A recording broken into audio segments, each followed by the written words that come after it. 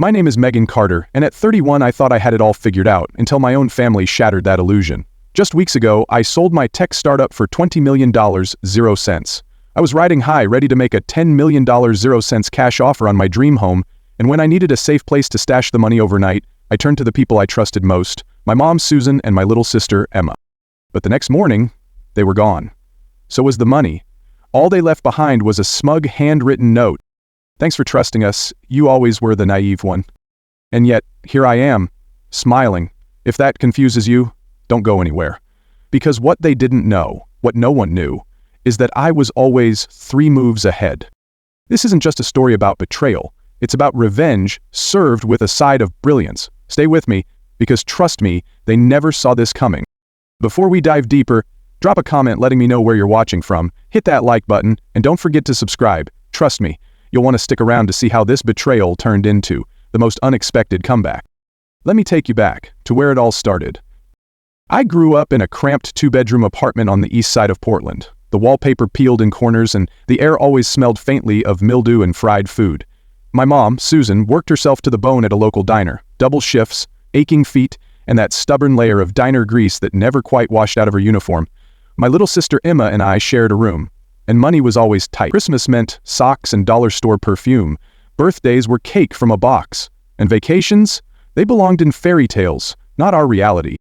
From an early age, I realized that if I ever wanted a different life, I'd have to earn it myself.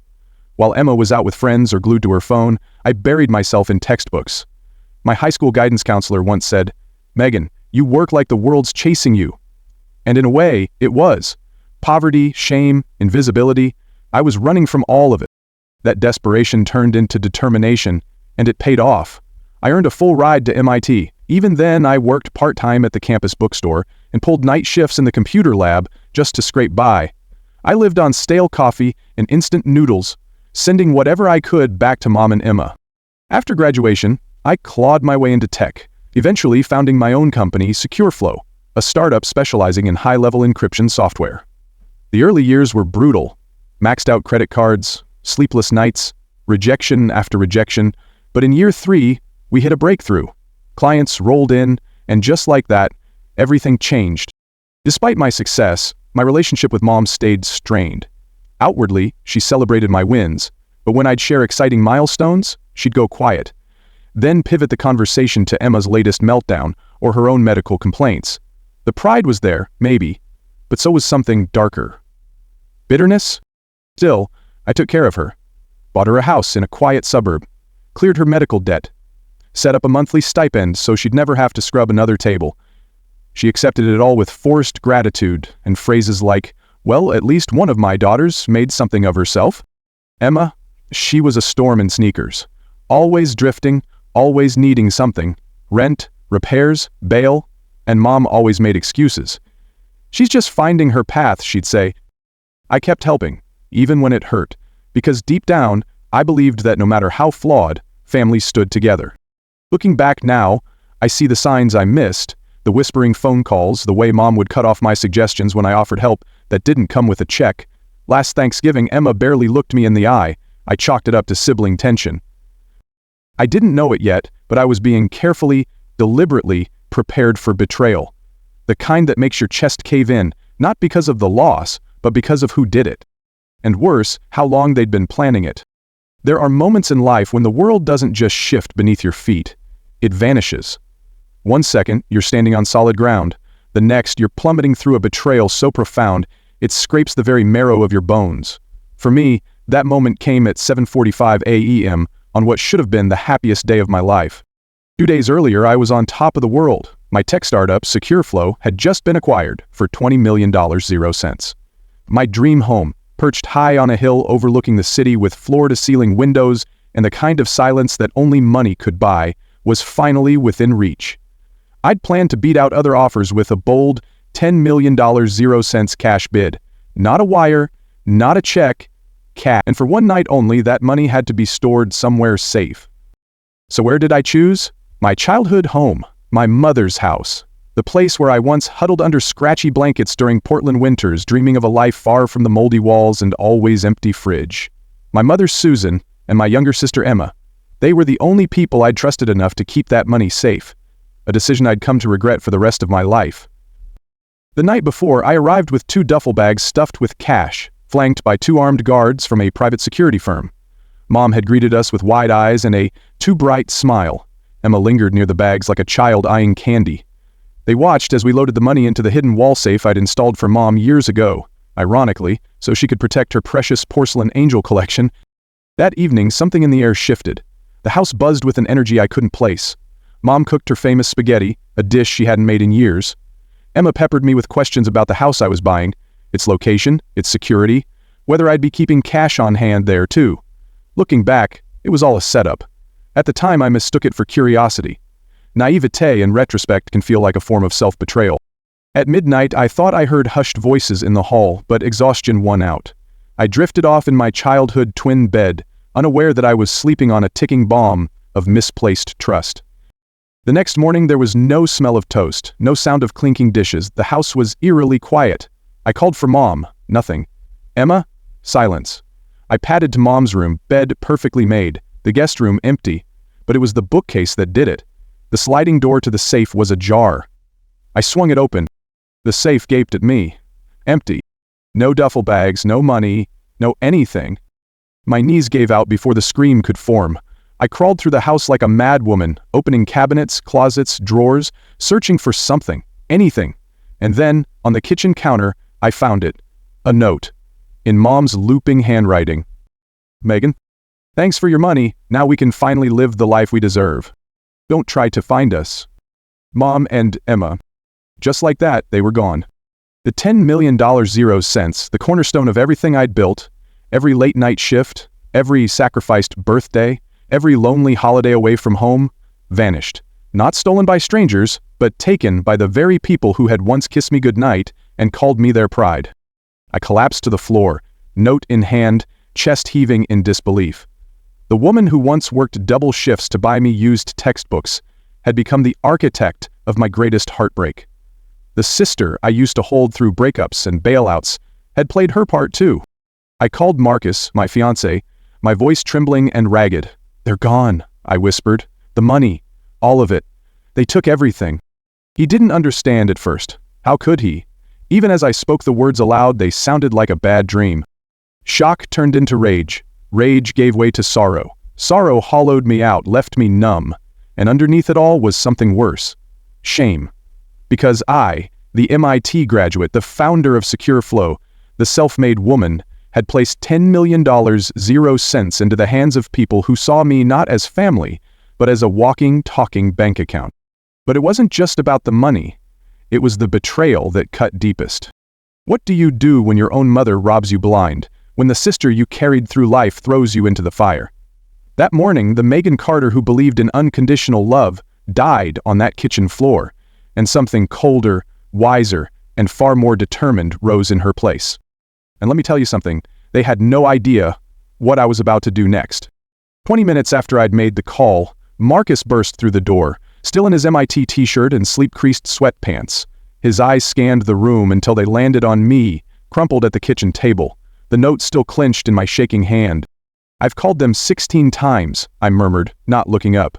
Mom's phone goes to voicemail, Emma's rings once, then cuts off. They blocked me. He knelt beside me, pulling my hands into his. We need to call the police. Now. The next few hours passed in a blur. First came 2 patrol officers. Then Police Chief Keith Donovan, a man with salt and pepper hair tied back neatly, and the no-nonsense air of someone who'd seen more heartbreak than he cared to remember. So let me get this straight, he said, flipping through his notes. You withdrew $10 million in cash, voluntarily placed it in your mother's safe, and now both your mother and sister have disappeared with the money? Said aloud, it sounded absurd, like the plot of a bad crime show. I nodded, shame crawling up my neck. I have the bank receipts, the security footage. It was meant for a house closing. Today. He softened a bit. We'll investigate thoroughly. But you should know, family money disputes can get legally messy. It only got messier from there. Just as Chief Donovan was leaving, my phone chimed. A text from an unknown number. My breath caught. It was a photo. Mom and Emma boarding a private plane, sunglasses on, smiling like they were headed to paradise. The caption? Always wanted to fly private. Thanks for making it possible. Then came the voicemail. Emma's voice, syrupy sweet, like nails on glass. "Hey sis. Bet you're freaking out. Well, get over it. You always had everything handed to you while we scraped by. This is our turn. You can make more. But this is our one shot. Don't bother looking for us. We'll be somewhere warm with no extradition. Love you." Her casual cruelty cut deeper than any courtroom ruling. They didn't just steal my money. They torched everything I thought I knew about love, loyalty, and blood. The investigation picked up steam. Chief Donovan confirmed the private charter took them to the Cayman Islands, then lost their trail after a second, unregistered flight. "Your sister used a fake ID to book the charter," he told me over coffee that I couldn't bring myself to taste. "And we're tracing communications that suggest they had help, contacts experienced in disappearances like this." I stared at him. My mother was talking to criminals? He gave a slight nod. "We found searches on her computer for countries with no extradition. Some encrypted emails, too." What else was fake? My entire childhood now felt like a stage play. The bedtime stories, the hugs at graduation, the long talks over tea, all of it rewritten with shadows behind the curtains. Each day peeled back another layer. We discovered Mom had a second mortgage on the house I'd bought her, secret debts from gambling, credit cards maxed out in Emma's name. They'd been planning this since before the acquisition went public. Even more damning, a hidden crawlspace above Mom's closet revealed folders labeled Plan, filled with my press clippings, bank statements, notes about my routines. One page simply read, "Megan's weaknesses, trusts family completely." It broke me. My world spun so fast I couldn't keep my footing. My dream home slipped through my fingers. The sellers accepted another offer. Investors pulled back. Colleagues whispered. Every conversation started to feel like a veiled accusation. How could she be that naive? And then Marcus started to fade. He moved to the guest room just to get more rest. I barely noticed I was sleeping 2 hours a night, plagued by dreams of chasing my mother through airports, only to lose her again and again. "You've got to start thinking about your future," he said gently, one night while I sat curled on the floor, surrounded by legal paperwork. "You've lost a lot, but you can't let this be all you are." I looked up, eyes raw. "They took everything." "No," he said. "They took your money. You're still here." I wanted to believe him, but when even your mother has weaponized your kindness, what's left to stand on? I started therapy. Twice a week I sat in a quiet office with potted plants and soft jazz while Dr. Winters tried to help me make sense of the senseless. "Betrayal of this kind warps the way we see the world," she said. "But it doesn't have to define you." Still, every session felt like trying to put a shattered mirror back together, and each time I glimpsed my reflection, all I saw were cracks. The world now knew me as the woman who let her family rob her blind. What they didn't know, what they couldn't possibly guess, was that behind the heartbreak was something else building, a quiet, burning resolve. Because if they thought they could destroy me and vanish into the sunset, they hadn't read the fine print. I wasn't done. Not by a long shot. Have you ever cried so hard that even your tears felt betrayed? By the time dawn crept through the blinds, I had nothing left inside me but silence. No more sobbing, no more shaking, just the dull ache of someone who had given up. I stood at the kitchen sink, staring at my reflection in the darkened window. The woman looking back at me had hollow cheeks, tired eyes, and a grief that lived in her bones. This wasn't who I was, but I didn't know how to get her back. Then, at 2:17 a.m. my phone rang. I almost didn't answer, but something, a flicker of intuition maybe, urged my hand. The screen lit up with a name I hadn't seen in weeks. Trevor Sullivan. One of the private security guards who'd escorted me, and my $10 million 0 cents, to my mother's house the night everything unraveled. "Trevor?" My voice cracked from disuse. "Is something wrong?" "I'm sorry for the hour, Ms. Carter," he said, voice low and urgent, "but I need to speak with you, in person. It's about your situation." His tone jolted me fully awake. "Can't this wait until morning?" "No, ma'am, what I have to tell you. It can't be said over the phone. I'll be there in 20. And 20 minutes later, he was. Still in uniform, eyes serious, Trevor stepped into my apartment and gave the place a cautious once-over. "Has anyone been here? Cleaning service? Maintenance staff?" I shook my head. "No, just me." "What's going on?" He inhaled deeply, like a man about to jump into cold water. "Miss Carter, the money your mother and sister took, it wasn't real." The room seemed to tilt. I blinked. "What?" "The cash in those duffel bags, it was counterfeit. Sophisticated, high-grade fakes. but fakes all the same. I stumbled back to the couch. That's not possible. I withdrew it from the bank myself. You were there. Trevor nodded solemnly. Yes. But what you didn't know is that Kyle, my boss, has a protocol for high-value transfers. All cash is tagged with internal trackers and chemical signature sensors. When we placed those bags into your mother's safe, the system was live. We followed them as they left her house, around 4:12 a.m. But here's the kicker. 2 hours later, our system detected a change in chemical composition. The real money had been swapped out. A sharp breath left my lungs. So, someone stole the money before my mother did? Like a double heist? Trevor looked uncomfortable. Not exactly. The switch happened the night before, at our facility. The real cash was replaced with counterfeits before we even delivered it to your mother's home. I stood now, fists clenched. Are you saying Kyle stole my money? No, he said gently. I'm saying you did. A beat of silence passed so thick you could have carved it. Excuse me? Trevor reached into his pocket and unfolded a single sheet of paper. 3 days before the withdrawal, you contacted Kyle directly. You said you were nervous, that you had doubts about your mother's intentions. You asked us to set up a contingency plan, to swap the real money for fakes and hold the authentic cash in our most secure vault. He held up the form. This is your signature. I stared at the page. And there it was, my name, clear as day, curling at the edges like it always did when I was stressed. A flash of memory. Kyle pulling me aside at the bank. Me, distracted, exhausted, signing a form without reading every line. I'd chalked it up to standard security paperwork. I don't remember doing this, I whispered. But it was such a chaotic day, maybe, I don't know. Trevor's voice softened. We didn't realize the counterfeit bundles were still in play until a system diagnostic flagged the chemical mismatch yesterday. Kyle sent me here personally given the sensitive nature. So, my mother and sister, I swallowed. They've been running around the world with $10 million of useless paper?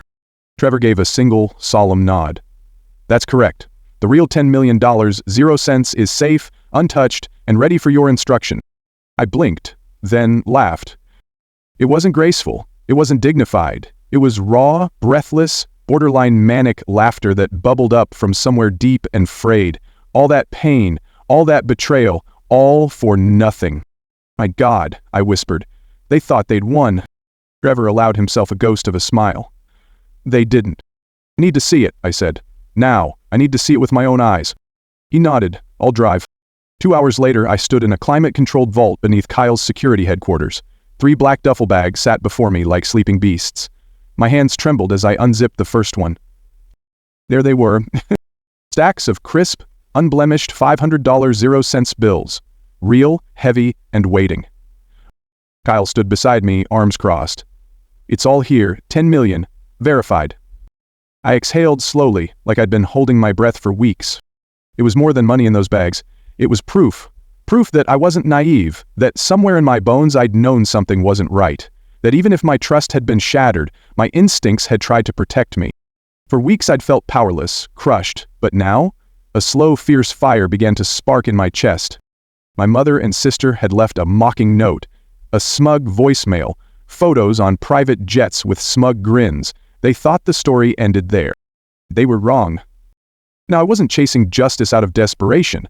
I was chasing it with leverage, with facts, with the full weight of $10 million behind me. They'd planned their betrayal with precision. Now, it was time I planned my response. And trust me, they would never see it coming. Some endings don't feel like endings at all. They feel like a door slamming shut, so loud and final it echoes for months after. But sometimes, when you're lucky, or just stubborn enough to keep going, they feel like turning a page. The night before I flew to Milan, I barely slept. But this time, it wasn't anxiety. It was anticipation. The tracking device embedded in the counterfeit money had led us from Dubai to Monaco, and now to Italy, straight into the lion's den. I was no longer a woman mourning betrayal. I was a strategist. I was done crying. They arrived at the Palazzo Parisi under false names, of course, checking in like any wealthy tourists, dressed in silks and smiles, ready to keep burning through what they thought was my fortune. That night, they reserved a private table at La Scala, an opulent little place with candlelight and string quartets, the kind of place my mother once told me was too much for people like us. And yet there they were, dripping in stolen diamonds, wrapped in couture. I arrived precisely at 8:15 p.m., dressed in the kind of quiet confidence no designer could manufacture. Marcus had texted me earlier. You've already won, now show them why. I walked to their table as if I belonged there because, in truth, I did. They noticed me at the same time, expressions faltering mid-taste. My mother's jaw dropped. Emma's eyes flared wide like she'd seen a ghost. Room for one more? I asked quietly, sliding into the empty seat across from them. What? How? My mother's voice stuttered. I gave a tight smile. You haven't exactly been discreet. Instagram isn't as anonymous as you think. Emma scoffed. You came all this way to what, beg for your money back? I tilted my head, studying them. Not quite. I came to see if it was worth it. They blinked. Destroying your family. Running. Lying. Was it worth it? Emma laughed, but her voice cracked around the edges. You act like you never had to fight for anything. Mom gave up everything for you. This was our turn. That's interesting, I said softly, because I remember paying off your credit cards, your rent, your student loans, buying Mom a house. You never had to steal, you just had to ask. They didn't respond, but I could see it starting to flicker in their eyes. Doubt. Fear. And about that money, I continued, reaching for Emma's handbag and ignoring her flinch. I pulled out a wad of crisp $500 0-cent bills and held them to the light. These aren't real. Not one of them. Silence. Emma leaned forward, whispering, That's a lie. You can believe whatever you want, but the chemical markers say otherwise.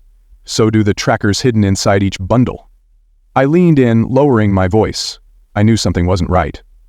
I didn't want to believe it would be you, but I made arrangements. The real $10 million 0 cents never left the vault. What you stole was paper. Expensive, expertly faked paper. My mother's hand shook as she reached for her wine glass. Emma's lips twisted. We've been spending it. It worked. Sure, I said, but only in places that don't look too closely. Try making a deposit. Try buying a property. The moment you do, you're caught. And just as I said that, Chief Donovan walked in, with 2 Italian financial officers in tow. I'd say that moments arrived. They were taken quietly, no shouting, no begging, just a stunned silence as they were escorted away, designer bags in hand, full of nothing but lies. We share stories like this not to shock, but to connect, because so many of us have faced betrayal in one form or another. Maybe it wasn't $10 million, 0 cents, maybe it wasn't your own family, but the feeling of having the rug pulled out from under you, that heartbreak is universal. And if Megan's story taught us anything, it's this. You are not defined by your betrayal. You are defined by how you rise, how you heal, and how you choose to move forward, not with bitterness, but with purpose. So if this story resonated with you, hit that like button to let us know. Subscribe to the channel for more powerful, real-life stories like this one. Stories that don't just entertain, but mean something. And most importantly, share your story in the comments below. Have you ever experienced a betrayal that ultimately made you stronger? We read every comment, and you never know, your words might be exactly what someone else needs to hear today. Until next time, take care of yourself, trust wisely, but don't stop trusting completely. You are stronger than the people who tried to break you. And we're so glad you're still standing.